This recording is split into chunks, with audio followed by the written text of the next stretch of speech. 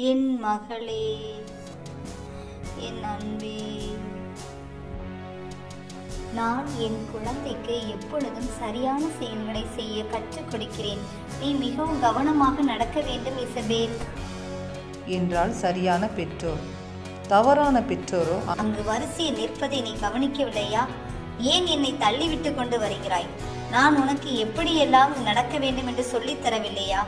மடத்தனமாக நடந்து கொள்கிறாயே. நான் எனது குழந்தைக்கு எப்பொழுதும் யாரை பற்றியும் குறை கூறக்கூடாது மகளே என்பேன்.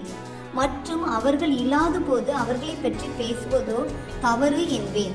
என் அன்பே, யாரையும் நாம் தவறாக பேசக்கூடாது மகளே. இந்த பழக்கம் உனக்கு ஒரு மிகச்சிறந்த மனிதனாக உருவாக்கும். தவறான பெற்றோர். என்னவரே, நம் பக்கத்து வீட்டுக்காரியை பார்த்தீரா? அவள் வைத்திருக்கும் காரை பார்த்தீரா? அதில் சேதாரம் அடைந்திருக்கிறது. நான் பார்த்தேன்.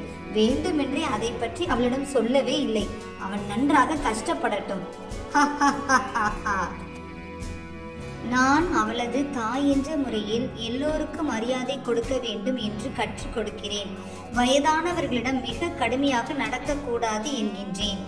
மகளே, உன் சத்தத்தை உயர்த்தாதே. கடுமையாக நீ பேசவே கூடாது. புரிகின்றதா அன்பே? வயதானவர்களுக்கு உன் அன்பை காட்டு. அவர்களுக்கு உதவி செய். தவறான பெற்றோர் நடந்து வந்து கொண்டிருக்கிறாள். இந்த பை மிக கனமாக இருக்கிறது. தயவு செய்து தூக்கி வருவீர்களா? என் வீடு வரை செல்ல மிக கடினமாக இருக்கிறது. தயவு கூர்ந்த அம்மா, எனக்கு உதவி செய்யுங்கள். நாங்கள் ஒன்றும் உன்னுடைய அடிமைகள் இல்லை. நீ ஒன்று அப்படி வயதானவனும் இல்லை. புரிகிறதா? உதவி கேட்க பெருசா வந்துட்ட. நான் சரியாக என் மகளை வளர்க்கவில்லை.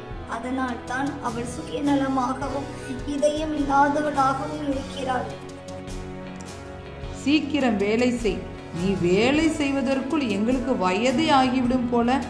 இந்த பாரு, ஒரு வேலை செய்யறதுக்கு எவ்வளவு நேரம் எடுத்துக்கிற பாரு.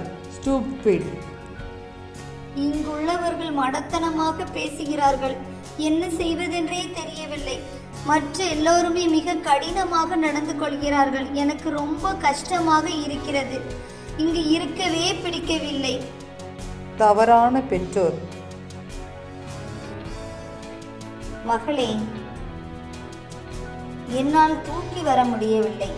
இந்த பை மிகவும் கனமாக உள்ளது. உனக்கு என்ன 100 வயசு ஆயிட்டு?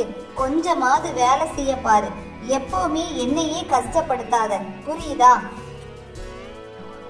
முதலில் எல்லாம் என் மகள் கனிவாகவும் பரிவாகவும் உள்ளாள். இப்பொழுது ஏன் இப்படி அரக்கியாக மாறி போனாள்? புரியவில்லையே. எது அவளை இப்படி மாற்றியது? நான் சரியான முறையில் வளர்க்கவில்லையோ? நமது குழந்தைகள் நமது கண்ணாடிகள். நம் குணங்களையும் செயல்களையும் வெளிப்படுத்தும் நமது கண்ணாடிகள். அவர்கள் நமது வார்த்தைகளையும் ஞாபகம் வைப்பதில்லை. நாம் செய்யும் செயல்களை மட்டும்தான் ஞாபகம் வைக்கிறார்கள். எனவே நீங்கள் நல்ல உதாரணமாக மாறுங்கள். இந்த அனிமேஷன் வீடியோ மூலமாக பெற்றோர்கள் சொல்லி கொடுக்க வேண்டாம், நடந்து காட்டினா போதும் அப்படின்னு சொல்லியிருக்கிறாங்க. இதையே தான் பைபிளில் சொல்லியிருக்கிறாங்க. உபாகமம் 6:7 சொல்லியிருக்காங்க. நீ உன் பிள்ளைகளுக்கு எல்லாவற்றையும் கருத்தாய் போதித்து நடத்து அப்படின்னு சொல்லியிருக்கிறாங்க. போகும்போது வரும்போது ஆண்டவருடைய கட்டளைகளை சொல்லிக் கொடு. அவருடைய கட்டளைகள் உங்களுக்கு எல்லாமே தெரியும். அதன்படி நடந்தாலே, அவருடைய கட்டளைகளை கை கொண்டாலே பிள்ளைங்க தப்பு பண்ண மாட்டாங்க. அந்த கட்டளைகளை முதலாவது நீங்கள் கை கொள்ளுங்க.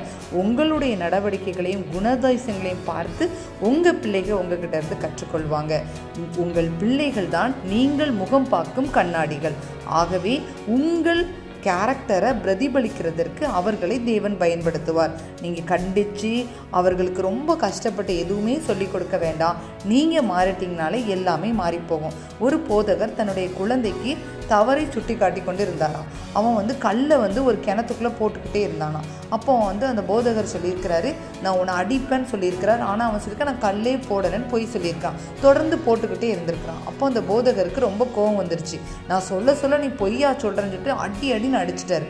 அடிச்சுட்டு அவர் தனியாக போய் உட்காந்து ஜெபம் படிக்க போகும்போது ஒரு குரல் கேட்டிருக்கு, ஆண்டவருடைய குரல். அவர் சொல்லியிருக்கிறாரு, நீ செய்கிற தப்புக்கெல்லாம் நான் ஒன்று அடித்தேன்னா நீ முதல்ல திருந்தினியா அப்படிங்கிற மாதிரி அந்த குரல். அன்னையில் இருந்து அவர் தன்னுடைய நடவடிக்கைகளை மாற்ற ஆரம்பித்தாராம். அதை வேதத்தின்படி நடக்கணும் அப்படின்னு சொல்லிட்டு பொய் சொல்கிறது, சின்ன சின்ன விஷயமா இருந்தாலும் பொய் சொல்லக்கூடாது, அப்படியே எல்லாம் சேஞ்ச் ஆக ஆக அவர் குடும்பம் மாறிச்சா. அவருடைய பிள்ளைங்க ஒலிவ மர கன்றுகள் போல பலன் கொடுக்கக்கூடிய பிள்ளைகளாக இப்பொழுதும் இருக்கிறாங்க. இதே போல தான் நம் பிள்ளைகளும் நமக்கும் நம்மை சுற்றியுள்ளோருக்கும் ஆசீர்வாதமாய் மாறுவாங்க. தேவன் உங்களை ஆசீர்வதிப்பாராக. ஆமீன்.